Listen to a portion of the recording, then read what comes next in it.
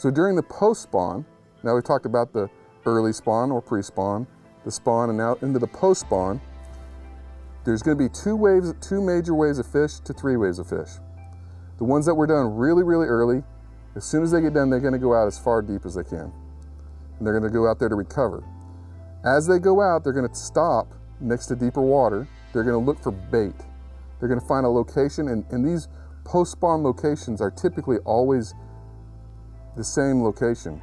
If you're in a certain creek arm that they've spawned in all the flats, they're going to pretty much always be on the first or second hump out from there where they're going to first stage. And as they move to the main lake, they're going to go out to the next to last drop off or hump before the main lake. And they're going to stage, they're going to rest, they're going to set up.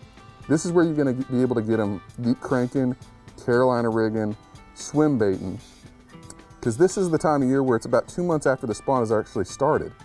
Okay, so when that happens, there's other fish that are out there as well.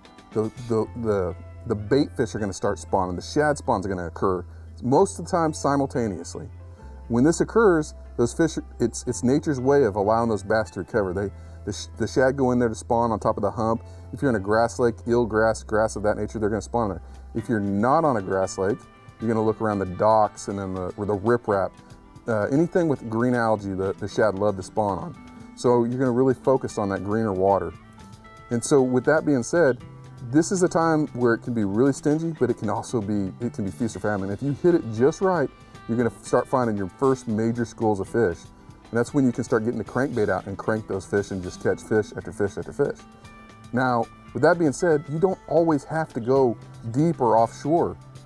During that final wave, there's always some late spawners that occur. And a lot of times the guys have all been beating up the bank. They think that the spawn's over. Well, that's when you start moving down lake and find your last pockets down by the dam in the deepest water. Those last fish to spawn will move up, and that's some of the best time of year, have the spawn all to yourself.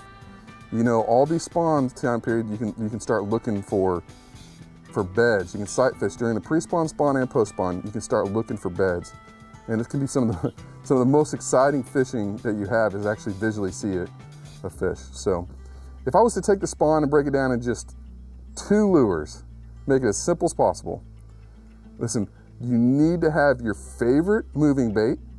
I'm gonna let you choose whether you like a square bill, a spinnerbait, or a chatterbait, your favorite moving bait, and a bottom bait. Choose one of your favorite ones. Whether you're a shaky head guy, you like lightweight, you like a drop shot, or you like to flip a big jig, it does not matter. Whatever is your favorite, stick with your comfort zone, stick with your confidence baits, choose one bottom bait and one moving bait in the springtime, and I promise you, you'll catch more fish.